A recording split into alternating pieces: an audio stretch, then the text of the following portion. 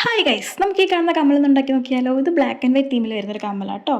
അതിന് വൈറ്റ് കുന്ന സ്റ്റോൺസ് ആണ് യൂസ് ചെയ്തിരിക്കുന്നത്. നമുക്ക് ഈസി ആയിട്ട് ഉണ്ടാക്കാൻ പറ്റും. നമ്മൾ OHP ഷീറ്റിലാട്ടോ ഒട്ടിച്ച് കൊടുക്കുന്നത്. അപ്പോൾ OHP ഷീറ്റിൽ നമ്മൾ B7000 ഗ്ലൂ യൂസ് ചെയ്തിട്ട് സ്റ്റോൺസ് സ്റ്റിക്ക് ചെയ്യുകയാണ് ചെയ്യുന്നത്. അതിന് ഞാനിവിടെ വൈറ്റ് കുന്തൻ സ്റ്റോൺസ് യൂസ് ചെയ്തിട്ടുണ്ട്. നമുക്ക് ഇഷ്ടമുള്ള ഡിസൈനിലും പാറ്റേണിലൊക്കെ നമുക്ക് വേണ്ട രീതിയിൽ നമുക്ക് കമ്മൽ ഉണ്ടാക്കിയെടുക്കാൻ ഇപ്പോൾ ഭയങ്കര എളുപ്പമാട്ടോ. നമ്മൾ ഒരുപാട് വീഡിയോ കാണുന്നുണ്ട് കമ്മൽ ഉണ്ടാക്കുന്നത്. ചിലപ്പം സെയിം പാറ്റേൺ ഒക്കെ റിപ്പീറ്റ് ചെയ്യാൻ ചാൻസ് ഉണ്ട് കേട്ടോ. ഞാനിത് പിൻട്രസ്റ്റ് നോക്കിയിട്ടാണ് ഈ ഡിസൈൻ എടുത്തിരിക്കുന്നത്.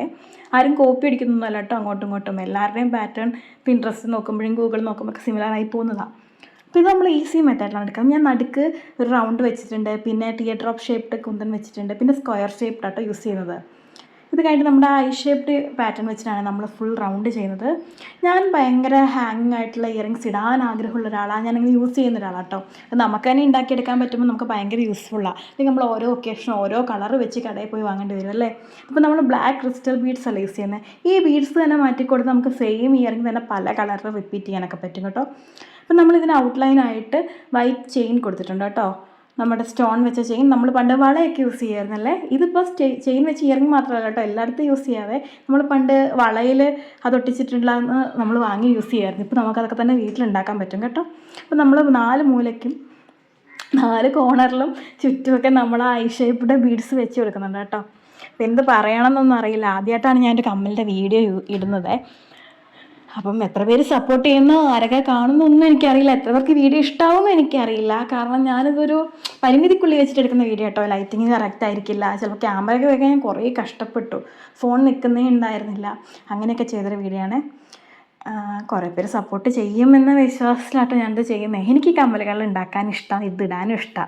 അത് ഇഷ്ടപ്പെടുന്ന ഒരുപാട് ആൾക്കാരുണ്ടാവും എന്നാണ് ഞാൻ വിചാരിക്കുന്നത്. അവരൊക്കെ ഇത് കണ്ട് സപ്പോർട്ട് ചെയ്യുമെന്ന് വിചാരിക്കുന്നു. അപ്പം നമ്മൾ നമ്മുടെ കമ്മലിൻ്റെ ബേസ് മുഴുവൻ ഉണ്ടാക്കിയെടുത്തിട്ടുണ്ട് കേട്ടോ. അത് നമ്മൾ മുറിച്ചെടുത്ത് ഉണങ്ങിയതിന് ശേഷം അതിൻ്റെ പുറകിൽ ഐപ്പിൻ സെറ്റ് ചെയ്ത് കൊടുക്കുകയാണ്. ഈ ഐപ്പിനിലാണ് നമ്മൾ നമ്മുടെ ഹാങ്ങിങ്സ് ആഡ് ചെയ്യുക.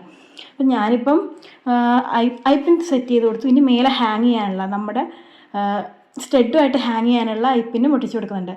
ഈ സ്റ്റെഡുമായിട്ട് ഹാങ് ചെയ്യുമ്പം ഞാനിപ്പോൾ ഈ കമ്മൽ ചിലപ്പോൾ ഒരു മിസ്റ്റേക്ക് പറ്റി. നമ്മൾ ആ സ്റ്റെഡിൽ നിന്ന് വെച്ച് കൊടുക്കുന്ന ഐപ്പിൻ ചെരിച്ച് വെച്ച് കൊടുക്കുകയാണെങ്കിൽ ഈ കമ്മൽ ഷേപ്പ് തിരിഞ്ഞൊന്നും പോവില്ല കേട്ടോ.